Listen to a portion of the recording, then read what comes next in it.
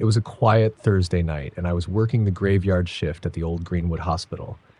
You know the one, abandoned for years, but they reopened part of it as a small clinic to save costs. I was the night security guard, and honestly, it was the easiest job I'd ever had. Most nights, I just sat at the front desk watching the cameras and sipping coffee. Nothing ever happened until that night. The shift started like any other. I clocked in at 11 p.m., did my rounds, and settled into the chair at the front desk. The clinic was dead silent, just the hum of the fluorescent lights and the occasional beep from the equipment in the patient rooms. I had my laptop open, trying to stay awake with some mindless videos, but around 2 a.m., something felt off. It started with the cameras. I glanced up at the monitor, and for a split second, I thought I saw a shadow move in the hallway on the second floor. I leaned in, squinting at the screen. The hallway was empty. Must have been my eyes playing tricks on me. I shook it off and went back to my video. But then, about 15 minutes later, I heard it. A faint tapping sound, like someone gently knocking on glass. It was coming from down the hall. My heart started to race, but I told myself it was probably just the old building settling. I grabbed my flashlight and decided to check it out, just to be safe. As I walked down the hallway, the tapping grew louder. It was coming from one of the patient rooms, room 214. I stopped outside the door, my hand hovering over the handle. I could hear my own heartbeat in my ears. I took a deep breath and pushed the door open. The room was dark, but my flashlight beam swept across the empty bed, the IV stand, the chair in the corner. Nothing. The tapping had stopped. I let out a nervous laugh and muttered, "Get it together, man." I was about to leave when I noticed something on the window. My breath caught in my throat. There were handprints on the glass, small like a child's. But we were on the second floor. I stepped closer, my flashlight trembling in my hand. The handprints were smeared, like someone had been trying to get in, or out.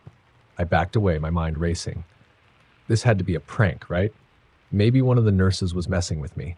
I hurried back to the front desk, trying to shake off the unease. But as soon as I sat down, the cameras caught my attention again. This time, there was no mistaking it. A figure was standing at the end of the hallway on the second floor. It was a little girl wearing a white dress. She was just standing there, staring at the camera. My blood ran cold.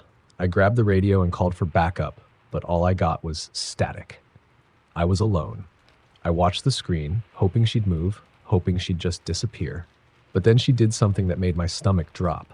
She turned her head and looked directly into the camera, like she knew I was watching. I don't know what came over me, but I grabbed my flashlight and ran upstairs. I had to see for myself.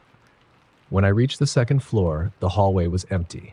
I checked every room, every closet, but there was no sign of her. I was starting to think I was losing my mind when I heard it again.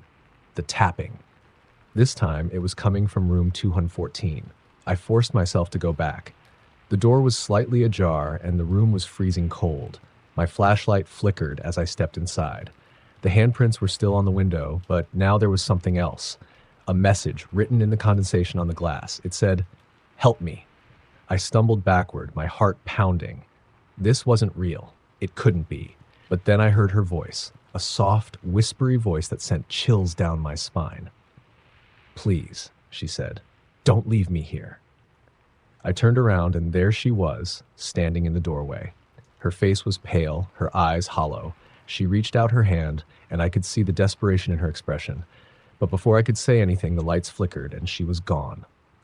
I don't remember how I got back to the front desk. I just remember sitting there, shaking until the sun came up. When the day shift arrived, I told them what happened, but they just laughed it off.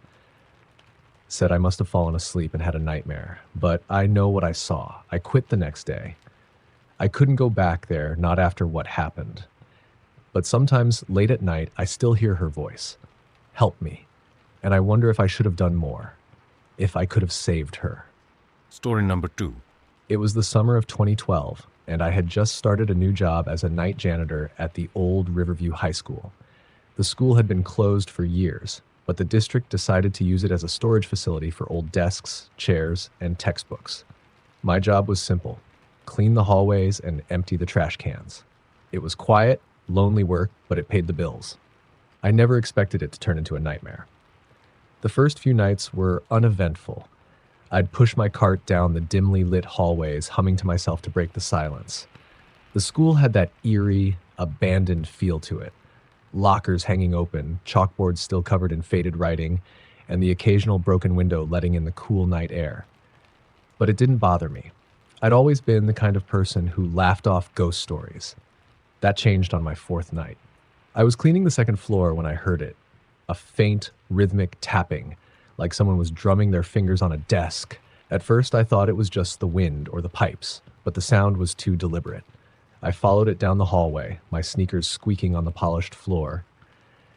The tapping led me to room 217, an old science lab. The door was slightly ajar, and I could see a sliver of light spilling out from inside. I pushed the door open, and the tapping stopped. The room was empty, just rows of dusty lab tables and a chalkboard covered in equations that had been erased years ago. But something felt wrong. The air was heavy, like it was pressing down on me, and I could smell something faintly metallic, like blood. I told myself it was just my imagination and started cleaning, trying to shake off the unease. That's when I saw it. Out of the corner of my eye, I noticed something written on the chalkboard. I turned to look, and my blood ran cold. In jagged, uneven letters, someone had written, "Get out." The words hadn't been there when I walked in. I was sure of it. I backed out of the room, my heart pounding. I told myself it was just a prank, maybe one of the other janitors messing with me. But deep down, I knew better. I finished my shift as quickly as I could and left without looking back. The next night, I tried to avoid room 217, but something kept drawing me back. It was like an invisible force pulling me toward that door. I told myself I was being ridiculous, but I couldn't shake the feeling that something was waiting for me in there. When I finally gave in and opened the door, the room was different. The desks had been rearranged into a perfect circle, and in the center of the circle was a single chair. Sitting in that chair was a figure, a man, or what used to be a man. His skin was pale and cracked, like old porcelain, and his eyes were black voids. He was staring right at me, a twisted smile on his face. I froze, unable to move or scream. He stood up slowly, his joints creaking like rusty hinges, and started walking toward me. That's when I noticed the blood, dripping from his hands, pooling on the floor beneath him. I finally found my voice and screamed, backing out of the room and slamming the door shut. I ran down the hallway, my cart abandoned, and didn't stop until I was outside. I called my boss and quit on the spot. I didn't care about the money or the job. I just wanted to get as far away from that school as possible. But it didn't end there. A few days later, I started having nightmares. I'd wake up in the middle of the night, drenched in sweat, with the sound of tapping echoing in my ears. And then there were the messages. I'd find them scrawled on my bathroom mirror, written in the steam, "You shouldn't have left." I moved to a new apartment, changed my phone number, and even started seeing a therapist. But no matter what I did, I couldn't escape the feeling that he was still watching me, waiting for me to let my guard down. It's been years since that night, but I still can't bring myself to talk about it. Not really. I don't know what I saw in that room, but I know it wasn't human, and I know it's not done with me. Sometimes late at night, I'll hear the tapping again. It starts softly, almost like a whisper, but it grows louder and louder until it's all I can hear.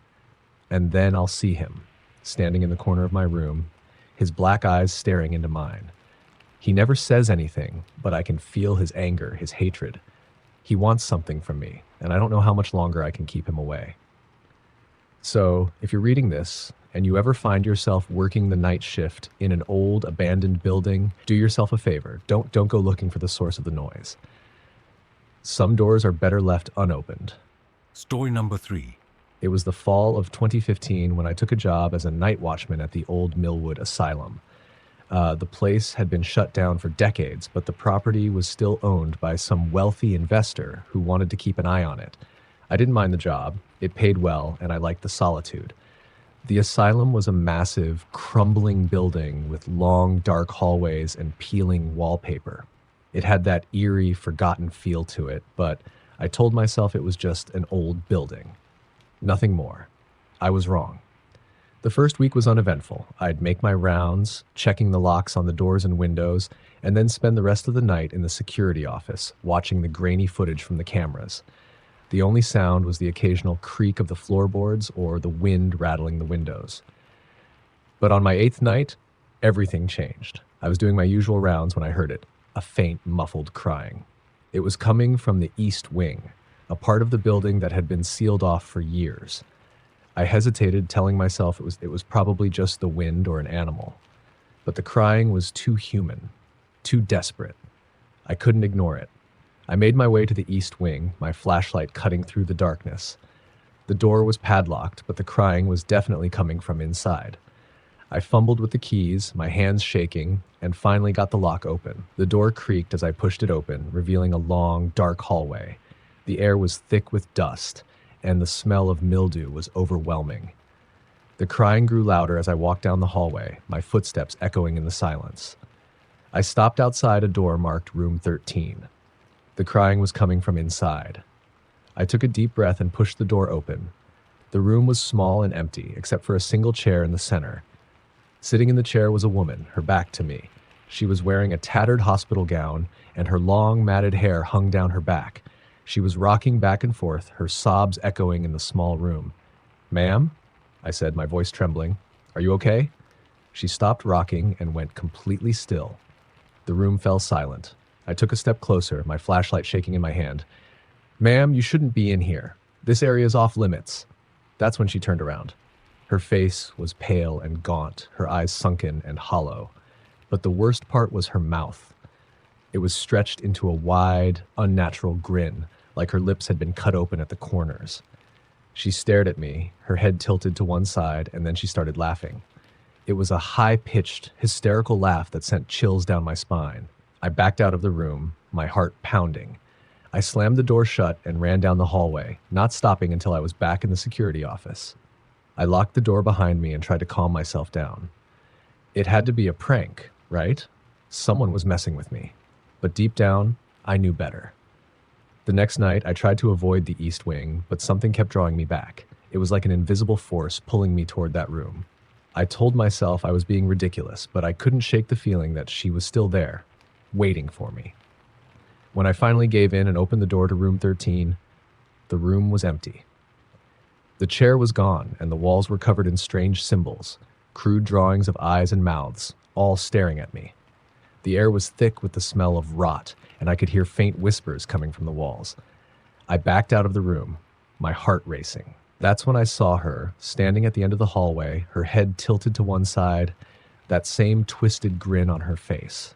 She started walking toward me, her movements jerky and unnatural. I turned and ran, not stopping until I was outside. I quit the next day. I didn't care about the money or the job. I just wanted to get as far away from that place as possible. But it didn't end there. A few days later, I started having nightmares.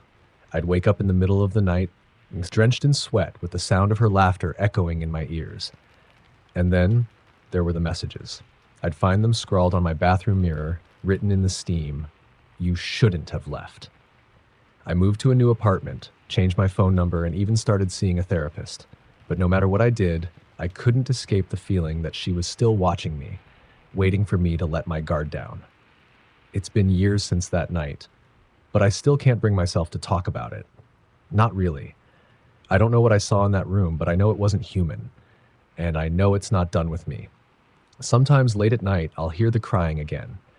It starts softly, almost like a whisper, but it grows louder and louder until it's all I can hear. And then I'll see her, standing in the corner of my room, that same twisted grin on her face. She never says anything, but I can feel her anger, her hatred. She wants something from me, and I don't know how much longer I can keep her away. So if you're reading this and you ever find yourself working the night shift in an old, abandoned building, do yourself a favor. Don't go looking for the source of the noise. Some doors are better left unopened.